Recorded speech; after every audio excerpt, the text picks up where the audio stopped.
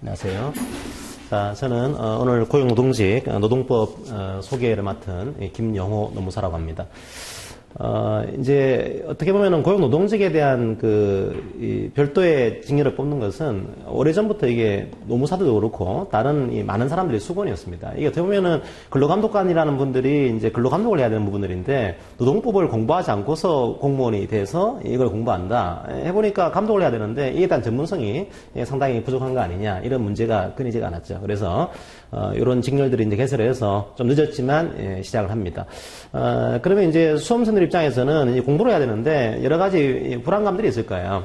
첫 번째 불안감들이 과연 노동법이라는 법이 이제 들어왔는데 과연 내가 이 법을 공부할 만한 그런 좀 흥미가 있냐, 혹은 이걸 공부할 만한 나름대로의 시간적인 여유가 있는 거냐, 뭐 이런 고민들이 있을 거고, 또 한 가지는 뭐 이 법을 공부해서 공무원이 됐을 경우에 과연 내가 어떤 일들을 그러면 이 행정부에서 하게 되는 거냐, 뭐 여러 가지 불안감들이 있을 거예요.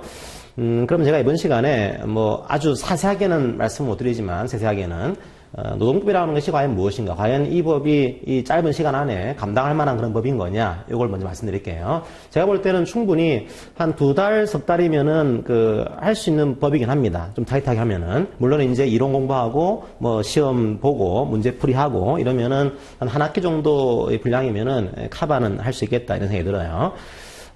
이렇게 하시면 됩니다. 노동법은 그럼 과연 이제 이 법이 어떤 법인 거냐 설명드릴게요. 아주 쉽게 얘기하면은 여러분들이 취업을 하게 되면은 그 회사에서 근로계약을 체결합니다. 근로계약을 하게 되면 우리가 한쪽의 당사자를 근로자 이런 표현을 쓰고요. 한쪽의 당사자를 사용자 그런 표현을 써요. 사용자. 두 사람이 계약을 합니다. 계약을 해서 근로자는 사용자한테 내가 근로를 주겠습니다. 이런 급부로 약속을 하고, 사용자는 반대급부로 저는 임금을 드리겠습니다. 이런 계약을 체결하는 거죠. 계약을 하게 되면은 뭐 충분히 뭐 이 계약 내용대로 일을 하면 되는 거예요. 몇 시간 근로하겠다, 얼마의 임금을 지급하겠다 할 수가 있습니다. 그런데 만약에 노동법이라는 법이 없다라고 가정을 해보세요. 굉장히 불리한 계약 조건이 제시가 될 수가 있는 거예요. 근로자 입장에서는 사용자가 나는 이제 임금을 한 10만 원만 주겠다, 그리고 하루에 뭐 근로 시간은 한 20시간 하자, 이런 계약 조건을 제시할 경우에 근로자 입장에서는 사인하기 싫지만은 이 사인을 하지 않게 되면 이게 먹고 살 길이 없는 거죠, 이게요. 상대적으로 약자의 지위에 있는 근로자가 이거 어떻게 할 거냐, 이게 사인할 수밖에 없는 거예요. 그러다 보니까 국가가 이거 상대적으로 약자인 근로자한테 상당히 이상한 계약, 이 불리한 계약이 강제되고 있는 거 아니냐, 조금 개입을 해야겠다 이거죠. 국가가 이 근로자와 사용자의 계약에 개입을 합니다. 원래 우리가 뭐 사회주의 국가가 아니니까 계약에 개입하지 않지만 이 계약에는 국가가 개입을 해서 뭐라고 하는가 하면 근로자 사용자한테 이런 얘기를 하는 거죠. 당신들이 자유롭게 계약을 하면 된다. 몇 시간 근로할지 얼마의 임금을 줄지 자유롭게 계약을 하면 되지만 국가가 이제 나름대로 당신들이 지켜야 될 근로조건에 좀 기준을 정해주겠습니다. 이런 기준을 법으로 정하게 됩니다. 그러면 이 기준을 국가가 어떻게 정했는가? 이거 최고 기준을 정했을까요? 이거 최저 기준을 정했을까요? 국가가 최저 기준, 가장 아래 기준을 정해놓고 사용자 근로자가 계약을 할 때 적어도 요 최저 기준보다는 좋은 조건으로 계약을 해야지 이거 효력이 있다 이거예요. 만약에 국가가 정한 이 최저 기준, 가장 아래 기준보다 못한 계약을 하게 되면 이 계약은 아무리 근로자 사용자가 사인을 했다고 하더라도 이 사인의 효력을 우리가 부정하겠습니다. 이게 이제 법이 하는 역할이에요. 이 계약의 효력이 없습니다. 여러분이 잘 알고 계시는 임금이 있죠, 그죠? 최저임금. 우리나라에는 최저임금법이 있어요. 이런 거죠. 올해 2017년도에 최저임금이, 2018년도에 최저임금이 시간당 7,530원이에요. 그죠? 7,530원.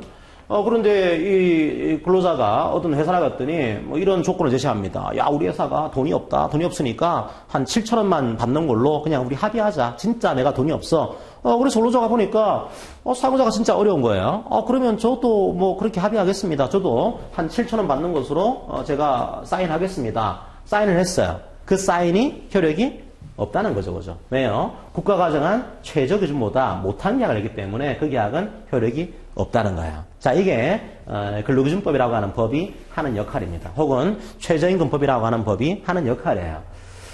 그런데 조금 더 들어가게 되면은 이렇게 한번 생각해 보죠. 그럼 근로자와 사용자가 계약을 했습니다. 계약을 어떻게 했냐면 7,530원으로 계약을 했어요. 계약서에 근로자와 사용자가 사인을 했습니다. 그 사인은 효력이 있는 거죠, 그죠? 효력이 있어요. 효력이 있는데 이 근로자 볼 때는 아무리 계약이 이 법을 지켜가지고 효력이 있다고 하더라도 이거 너무 부족한 금액 아니냐, 이거보다는 조금 좋게 받아야지 내가 가족도 부양하지, 이거 너무 적은 금액 아니냐, 여기 공장에 있는 많은 근로자들이 동일한 생각을 하게 돼요. 그래서 근로자가 뭉쳐요. 근로자가 뭉쳐가지고 하나 단체를 만듭니다. 근로자가 이거 너무 근로조건이 떨어지는 거 아니냐, 이거 올려야겠다, 이 목적으로 만든 단체가 있어요. 그 단체를 저희들이 노조라고 합니다. 노조. 자, 노조를 만들어서 뭘 얘기하는가 하면 사용자한테 이런 얘기를 하는 거죠. 야, 이거 너무 적지 않습니까? 이거보다는 더 좋은 조건으로 좀 일을 하고 싶어요.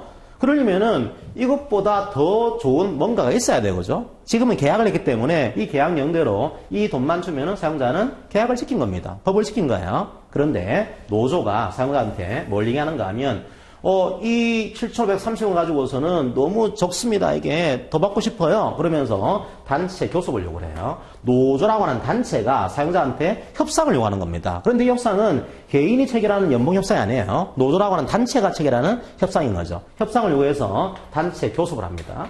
교섭을 해서 만들어진 결과물이 뭔가 하면 그게 단체 계약이에요. 단체 계약. 그러면 이 협약은 개인 근로자가 체결한 계약이 아니고 노조라고 하는 단체가 체결한 계약인 거죠. 그러면 노조가 어떻게 하는가 하면 이 단체 계약에서 야, 우리 노조에 들어있는 조합원들이 계시다. 근데 이 조합원들에 대해서는 임금을 8,000원 지급해줘. 자, 이런 단협을 체결한 겁니다. 그러면 노조가 체결한 단체 계약에서는 8,000원. 사용자가 체결한 근로계약에서는, 사용자와 근로자 개인이 체결한 근로계약에서는 7,530원. 계약이 충돌하는 거죠. 그죠? 이때 계약이 충돌할 때 이 문제를 어떻게 해결하는 거냐. 우리 법에서는 근로계약과 단체 계약이 충돌하고 있다. 뭐가 더 이 힘이 셀까요? 뭐가 더 상위 법일까요? 더 힘이 센 것이 단체 계약이에요. 그러니까 그때는 단체 협약을 조합원한테 줘야 되고 근로계약은 무효가 되는 거다. 자, 이런 형태로 근로자를 보호를 하고 있어요. 즉 노동법이라고 하는 것이 어떤 법인가 하면 첫 번째로는요.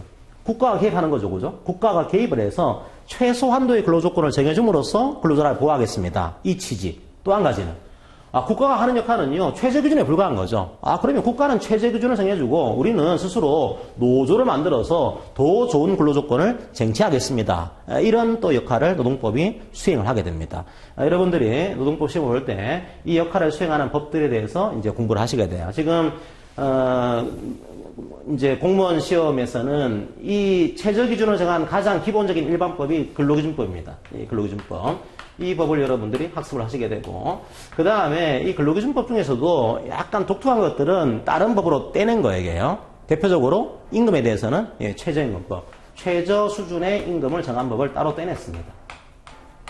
그 다음에 또 가만히 보니까 특별하게 또 우리 사회가 여성을 또 차별하고 있는 거 아니냐? 그럼 여성에 대한 최소한의 근로조건을 또 정해야 되는 거 아니냐? 이런 것들을 위해서 남녀고용 평등과 일가정 양립지원에 관한 법률, 이 법을 또 따로 떼내게 돼요. 자, 그리고 우리가 생각했던 근로자는 보통은 정규 근로자였는데 요즘은 기간제 근로자, 파견 근로자 이런 분들이 많아지고 있는 거예요. 그러면 이런 분들을 어떻게 최소한의 근로조건을 정해서 보호할 거냐? 이걸 만들게 됩니다. 그게 기간제 근로자에 대한 기간제 근로자 보호 등에 관한 법률. 파견 근로자가 있어요. 그때는 파견 근로자 보호 등에 관한 법률, 이런 것들을 만들어두게 됩니다. 그 다음에 또 한 가지 문제가, 이게 우리나라는 산업 안전이 문제가 돼요. 보니까 워낙 산재가 많이 나는 겁니다. 산재를 예방하기 위해서는 뭔가 사업장에 유해물질도 뭔가 예방을 하고, 혹은 뭐 건강검진도 하고, 이런 게 있어야 되는 거 아니냐? 그래서 산업 안전에 관한 최소한의 근로조건을 정해둔 산업안전보건법, 이런 법들을 만들어 놓게 돼요. 이런 것들을 여러분들이 이제 구급시험에서는 이제 근로기준법, 일반적인 뭐 휴일, 휴가, 뭐 근로시간, 해고 이런 것들에 대한 최저기준을 정하고 있는 이 법을 학습을 하시게 되고, 그 다음에 최저임금법, 이것들을 학습을 하시게 됩니다. 이 두 가지 법은 공통이에요. 7급과 9급이 공통됩니다. 그런데 나머지 여성에 대한, 남자와 여성에 대한 차별 금지, 요거는 9급에만 들어가는 거고 7급에만 들어가는 것이고, 기간제에 대한 이 보호조항, 이것도 7급 시험에 들어가는 것이고, 파견 근로자에 대한 보호조항, 이것도 7급이고요. 산업안전보건법에 대한 내용도 7급으로 들어가게 되는 이런 구조가 만들어집니다. 자, 이 법들은 다 무슨 법인가 하면 딴 게 아니에요. 근로자와 상자 사이에서 국가가 개입을 해서 최소한도의 근로조건을 정해줌으로써 보호하겠습니다. 이 법으로 이해를 하시면 됩니다. 그런데 딱 한 가지 뭐가 있었죠? 이게 아니고 우리가 단체를 만들어서 우리 스스로가 우리의 근로조건을 보호하겠습니다. 그게 노조라고 얘기했죠. 그죠? 그러면 노조를 어떻게 만들고 노조가 어떻게 교섭을 하고 노조가 교섭을 했더니 사용자가 이걸 반대를 해요. 나는 그 정도 올려줄 여력이 없습니다. 그때 노조는 또 파업을 할 수도 있어요. 그죠? 쟁행위를 할 수가 있습니다. 그럼 과연 노동조합이 어떤 식으로 만들어지고 어떤 식으로 교섭을 하고 어떤 식으로 파업을 할 수가 있는 거냐. 자, 이에 대한 법이 노동조합법에 등장을 하게 됩니다. 자, 요게 이제 7급, 9급 시험에 공통에 들어가게 되는 이런 법 내용으로 여러분들이 일하시면 돼요.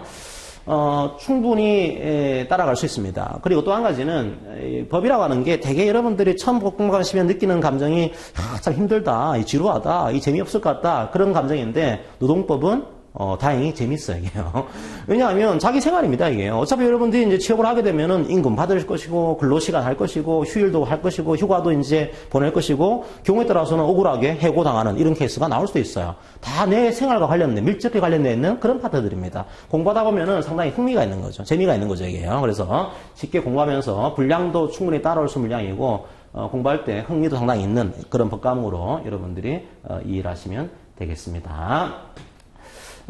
이제 말씀드리면은 이 수능문제가 나오게 되면은 아마 이렇게 나올 가능성이 있어요. 일반적으로 근로기준법과 노동조합법이 거의 대부분의 문제를 차지할 겁니다. 제 예상으로는 아주 많으면은 9급까지 나올 수가 있고요. 아니면 한 8 정도까지 나올 수가 있습니다, 이게요. 나머지 법에서 제가 볼 때는 최저임금법은 들어갔으니까 한 문제는 나올 것으로 예상이 됩니다, 이게요. 나머지 법들은 다 나올 수도 있고, 아니면 이 중에서 일부를 추려낼 수도 있고, 최소한 2문제에서 한 4문제까지 나올 수 있는 이런 구조가 만들어질 겁니다. 그럼 여러분들의 수험 전략은 1차적으로 근로기준법과 노동조합법에 초점 맞춰가지고 공부를 하셔야 되고요. 나머지 법들은 다행히 최저임금법, 분량이 많지가 않습니다. 충분히 여러분들이 조그만 시간을 투자해서 공부할 수가 있어요. 남녀고용평등법, 이것도 역시 생각보다 분량이 아주 많지는 않아요. 그리고 나올 만한 것들이 좀 정해져 있는 그런 법이에요. 기간제와 파견은 약간 분량이 있습니다. 분량이 있긴 해도 기본적으로 법에서 이게 뭐가 중요한 거냐, 중요한 내용이 조금 정해져 있어요. 이것도 충분히 전략적으로 강약을 조절하면서 공부하면 되는 그런 법으로 이해하시면 됩니다. 이 법 중에서 가장 이제 난해한 법이 이 법입니다. 산업안전보건법. 이건 분량이 엄청 많아요. 근데 이 분량이 엄청 많은 거를 여러분들이 한 문제 나올지 안 나올지도 모르는 이 법을 가지고서 상세히 공부한다. 현실적으로 좀 효율적이지 않습니다. 이것들은 그냥, 좀 중요한 것들을 조금 골라가지고 취사 선택을 해서 공부하는 방향으로 이 법을 하시면 되고, 나머지 법들은 분량이 많지 않기 때문에 좀 상세하게 공부하는 그런 전략을 가져가시면 될 것으로 생각이 됩니다. 자, 그럼 여러분들이 지금 이제 이 법을 공부하셔가지고 공무원이 되겠다는 건데, 이 공무원이 어떤 일을 하게 되는 거냐? 이런 겁니다. 기본적으로 노동법에 대해서는 3가지의 효과가 나오겠죠. 사용자가 돈을 안 준다? 그런 경우에 민사적으로 임금을 청구하거나 손배를 청구할 수 있겠죠. 그죠? 두 번째로, 이 근로기준법은 단순한 계약이 아닌 걸로 보는 겁니다. 이거는 근로자의 생계를 위협하는 범죄행위다. 그렇게 이해해요. 그래서 근로기준법은 혹은 수많은 노동조합법은 형사적으로 처벌조항을 두고 있어요. 이게요. 민사적으로 이제 법원에 가서 손배를 청구할 수도 있고, 혹은 검사가 공소를 제기할 수도 있는 그런 형태입니다. 그런데 이 민사나 형사에 약점이 있는 거죠, 그죠? 이 청구하지 않는다, 그럼 넘어가는 거예요, 그죠? 범죄가 인지가 안 된다, 넘어가는 거예요. 보니까 이 국가에서 보니까 아니 우리 사업장에서 이 법이 제대로 지켜지고 있는 것인지 누가 감독을 해야 되는 거 아니냐? 감독할 공무원이 필요한 거야. 일종의 감독을 하는 경찰관이 필요한 겁니다. 그래서 노동부에 가시면은 행정적으로 뭐가 있는가 하면 경찰이 있어요, 경찰. 노동 문제에 대한 경찰이 있습니다. 이 경찰을 저희들이 이름 붙이기로 근로감독관 그런 이름 붙이고 있는 거예요, 근로감독관. 자, 이분들 저희들이 근로감독관이라고 합니다. 자, 이분들이 하는 역할이 뭔가 하면 말 그대로 경찰입니다, 이게. 그러니까 분명히 이 법 위반했으면 처벌을 해야 되는 건데 우리가 감독하겠다, 범죄를 인지하겠다, 그런 역할을 지금 수행을 하고 있는 거죠. 이제 사업주 입장에서는 실제로 근로감독관의 파워가 셉니다. 좀 무서워하는 거죠, 실제로는요. 들어와서 걸리게 되면은 이제 여러 가지 형사적인 문제가 생기니까 조금 파워가 있는 그런 힘을 가지고 있어요. 그런데 지금까지 근로감독관의 가장 큰 문제점 중에 하나가 엄청 노동 사건은 많습니다. 사건은 많은데 사람이 없는 거예요. 임금 체불 엄청 많고요. 뭔가 산업안전에 대한 것들도 굉장히 많은데 이걸 다 감독할 근로감독관이 숫자가 없는 거예요. 항상 이제 나왔던 얘기가 숫자가 적으니까 이것도 늘려야 되는 거 아니냐, 이 주장이 많았습니다. 이제 이번 정부에서 그 주장을 받아들여서 근로감독 숫자를 획기적으로 늘리는 방향으로 진행을 한 겁니다. 아마도 올해 그 정도 늘렸다고 하더라도 숫자가 부족할 거예요. 지속적으로 아마 근로감독관들은 확충될 가능성이 있는 그런 직렬로 이해하시면 되겠습니다. 보람이 있습니다, 실제로요. 왜냐하면 어떻게 보면 근로자에 대한 경찰이기 때문에 이 취약계층에 있는 근로자를 도와주는 것에 따른 그런 보람도 있어요. 단지 지금까지는 워낙 일이 많아가지고 조금 일에 따른 부담감이 있었는데 이제 사람 수가 충원되면은 그에 따른 부담감도 좀 줄어들면서 보람이 커지는 그런 직렬로 여러분들이 이해하시면 되겠습니다. 그래서 노동법이라고 하는 법은 상당히 체계적으로 공부하시면은 재미가 있다, 흥미가 있다 이렇게 하시고 여러분이 공무원이 되더라도 이 공무원들이 상당히 보람 있는 일을 할 수가 있다 이렇게 접근하시면 되겠습니다. 문제가 나오게 되면 한번 문제의 유형을 좀 생각해 보면은 뭐 크게 두 문제입니다. 1차에서는 학설이 안 나오죠, 그죠? 안 나오니까 뭐 조문 아니면 판례겠죠, 이게요. 법률이나 시행령이나 시행규칙 문제가 나오고 그 다음에 판례 문제가 나오겠죠. 이 두 가지인데요. 지금까지 노무사와 사법시험 문제를 조금 이렇게 대비를 해보면은 아마 조문이 한 60% 정도 나올 가능성이 있어요. 판례가 한 40% 정도 이렇게 나올 수가 있고 만약에 조금 1차 이 객관식 문제를 어렵게 내겠다 그러면은 판례 비중을 늘릴 수는 있습니다. 늘릴 수는 있는데 지금까지 보통 한 60% 40% 요런 형태로 문제가 좀 나왔던 것 같아요. 그럼 여러분들이 공부를 하실 때 조문도 좀 많다 보니까 뭐가 어떤 중요한 조문인 건지 이거 강약 조절을 해야 됩니다. 그래서 강의를 할 때 교재를 그렇게 편제를 했어요. 교재를 어떻게 했냐면 보통은 이제 이론을 쫙 적어 놓습니다. 적어 놓게 되면은 이론이 뭐 알긴 알겠는데 이 이론이 얼마나 시험지에 나오는 이론인 것인지 이게 제대로 파악이 안 될 수가 있어요. 그래서 교재를 할 때 조금 이제 2단 편집을 했습니다. 옆에는 이제 이론적인 내용들을 적어 놓고 바로 그 옆에 그러니까 이론을 적어 놓은 그 바로 그 옆에는 문제를 그냥 실어 놨어요. 이 문제를 봐야지만 요 이론이 이런 식으로 이제 문제가 나오는구나. 자기가 강약을 조절할 수가 있어요. 근데 아직까지는 공무원 시험 이게 출제가 없었기 때문에 주로 나오는 문제는 노무사라든지 사시 문제를 주로 실어놨습니다. 거의 한 10년 정도 된 문제를 다 실어놨기 때문에 웬만한 것들은 여러분들이 이게 중요한 거다 파악할 정도까지는 문제가 될 거예요. 이렇게 이제 이론을 공부하시면서 문제를 푸시면서 OX 문제를 푸시면서 공부를 하시고 마지막에 종합적으로 한번 기출 문제를 보시고 마지막으로 공무원에게 맞는 그런 문제를 한번 만들어서 문제를 풀어보시면은 충분히 좀 따라올 수 있는 그런 게 시간과 분량이 될 거다. 뭐 그런 판단을 해보게 됩니다.